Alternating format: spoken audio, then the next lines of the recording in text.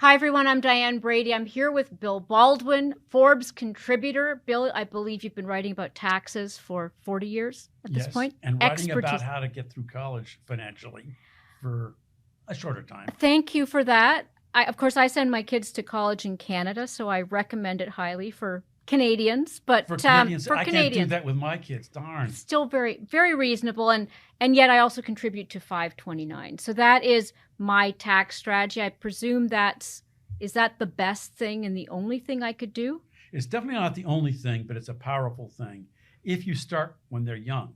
So you can start your 529 as soon as the kid is born. And let's just suppose the kid is 1 month old, and then 18 years later, that kid's going off to college. You put $10,000 into some fund, and 18 years later, it's $20,000. The $10,000 gain is not taxed as long as that 529 account is used for the intended purposes.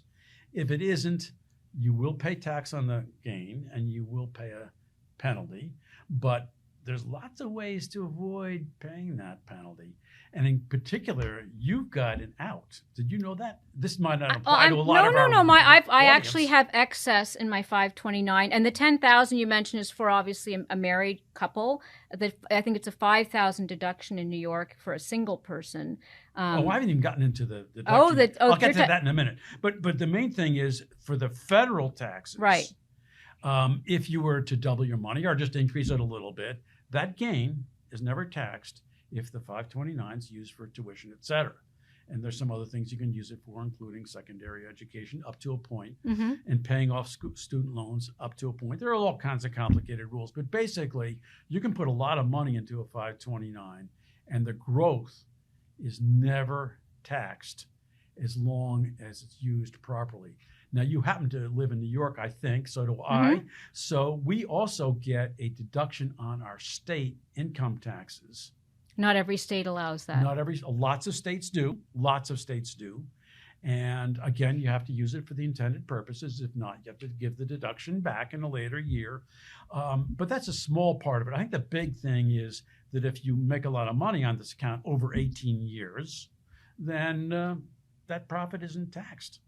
You know, it does feel punitive to some extent. People who save from the age of 1 or 1 month old, then when their kids go to get aid, in essence, they don't qualify because their assets, and this is obviously a good problem to have, but if you would have otherwise qualified based on your income for financial aid for college, you no longer qualify if you have a pretty flush 529 account. Is that true? Well, the formulas are complicated and they don't take it all away from you. But I basically say the attitude of the college bursar is to look at the money you've got in your 529 and say, that doesn't belong to you and it doesn't belong to your son, Johnny.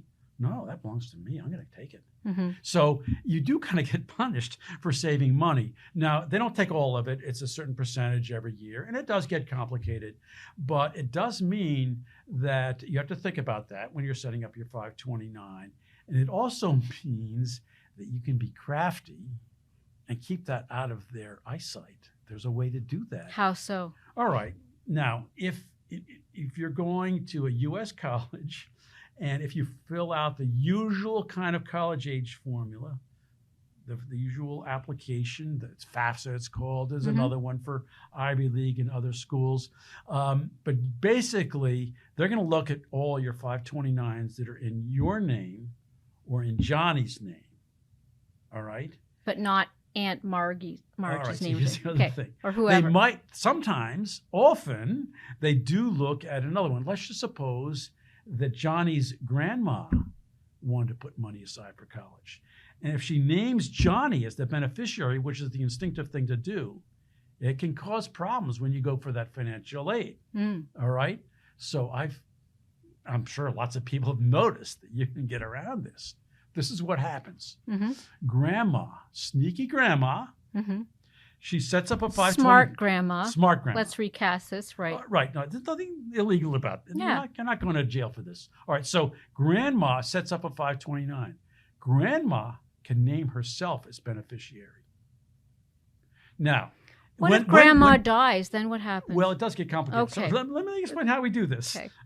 Keep grandma healthy, all right? All right. So, but when Johnny's a month old, she might as well name Johnny as a beneficiary. And then she names the middle generation, her son or daughter, Johnny's parents, as the secondary account owner, keeping Johnny as the beneficiary. If grandma dies, nothing bad happens. The parents take over. It does show up on the college age application, but at least the money doesn't disappear. Right. All right. Now, let's just suppose grandma is healthy. All right. This is what grandma does. She sets it up. She says Johnny's the beneficiary when he's 1 month old. He gets to be 14 or 15. She says, I'm going to change my mind. I've always wanted to go back to school. I'm going to get a PhD in physics, grandma says to herself. So I'm going to make myself the beneficiary. Now, she's the account owner, so she can do that. So she makes herself the beneficiary. Johnny finishes at least 2 or maybe 3 years of college. Now she hands the money over to him. She makes him the beneficiary. And then when the money comes out, it's used for tuition. Does it have to come out on a calendar year basis, or can you retroactively say, here's money for 3 years of college? You don't go backwards. But the main thing is you don't want it to show up on any of Johnny's college aid applications because when he's filling them out, he's reporting honestly he doesn't have a 529. Oh, grandma, she's going to go back to school for a PhD. I don't think about that. Movie. So that's all legitimate. She changes when it's not going to affect his aid, which might be in his junior or senior year, and then she can use it. The other thing she could do is up to a point, use it to pay off college loans. So he could take out loans, cry poor mouth at the college financial aid office. And then after he's graduated, he can use a certain amount of it to pay off a loan. And it's a legitimate use of the 529. And so on. And by the way, there's another thing that you can do. What? You've got kids who are... I have 3 kids. Okay, and one of them's already out of school or almost. You can change, if you're the account owner, I assume you are, you can change the beneficiary from Susie, age 22, to Johnny, age 17. That's totally legitimate, very common. You just kick it down 1 year. And by the way, you could just keep it going for a while. Who knows? But one of them. I could be a sneaky grandma at some point. Well, you could be a sneaky ma. You could let Johnny keep it if he doesn't need it because you've been sneaky in Canada and Canada has terrific colleges at low cost.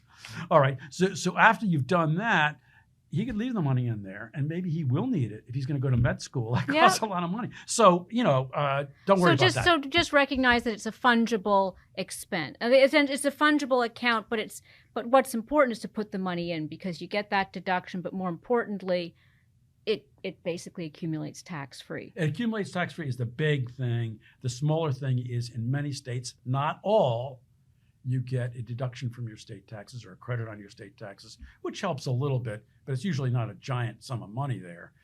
The big thing is if you take $10,000 and it grows to $22,000, the $12,000 is not taxable if it's used for college. Right. Much like a health, those FSAs a little bit, right? Or the HSAs. HSAs, so good advice. Thank you. Thank you, Diane.